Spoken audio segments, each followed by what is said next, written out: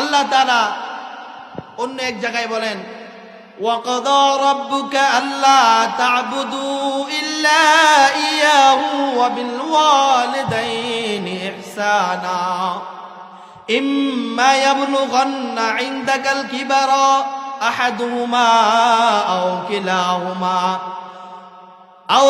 وَلَا تَقُل لَّهُمَا أُفٍّ وَلَا تَنْهَرْهُمَا وَقُل لَّهُمَا قولا كريما واخفض لهما جناح الذل من الرحمة وقل رب ارحمهما كما ربياني صغيرا আমার আল্লাহ তাআলা বলেন, ও আমার বান্দা বান্দি শোনো,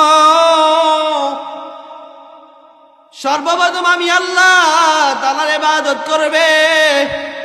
ইবাদত করার পর তোমার সর্বনিকটে যে আছে তোমার বাবা মা আম্মা আব্বা, তাদের উপরে ihsan করবে। ইম্মা ইয়াবলুগান্না ইনদাকাল কিবারা আহাদুহুমা আও কিলাহুমা, তাদের দুজন অথবা দুজনের মধ্যে কোনো একজন বৃদ্ধ বয়সে তোমার নিকটে উপনীত হবে। তোমার কাছে উপনীত হওয়ার পর ওয়ালা তাকুল লাহুমা উফিউ, তুমি কোনোদিন বিরক্ত হইয়া কোন সাইডে কষ্ট পাইয়া তোমার আব্বা আম্মাকে উফ শব্দ বলবা না। কি বলবা না? উফ শব্দ বলবা না।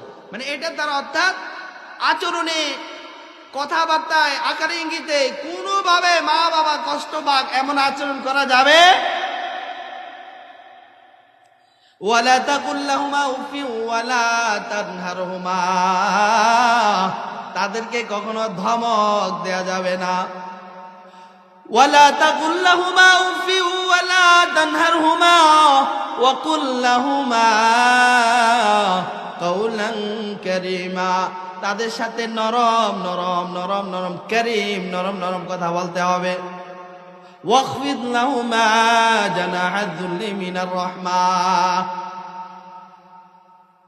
মা বাবা ছোট থাকতে আমাকে আগলি রাখছে না, আমার মা বাবার বগলের নিচে আমাকে রাখছে না।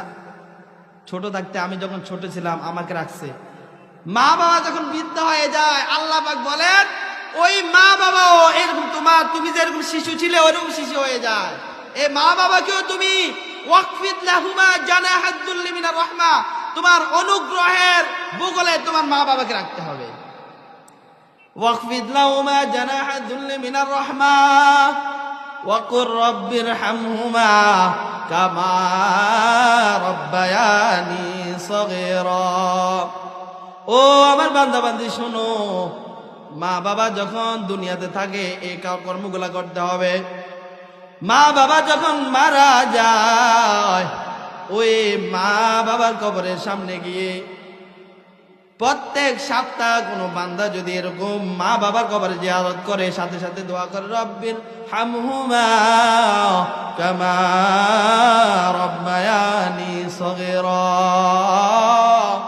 আয় আল্লাহ মা বাবা ছোট থাকতে আমাদের উপর যেমন ভাবে রহম করেছেন আপনিও আমার মা বাবার উপর রহম করেন। এরকম যারা দোয়া করবে আল্লাহ পাক রাসূল সাল্লাল্লাহু আলাইহি ওয়াসাল্লাম বলেন যে এই সন্তানকে নেককার হিসেবে আখিরাতের ময়দানে তোলা হবে। আল্লাহ, সময় অতি কম।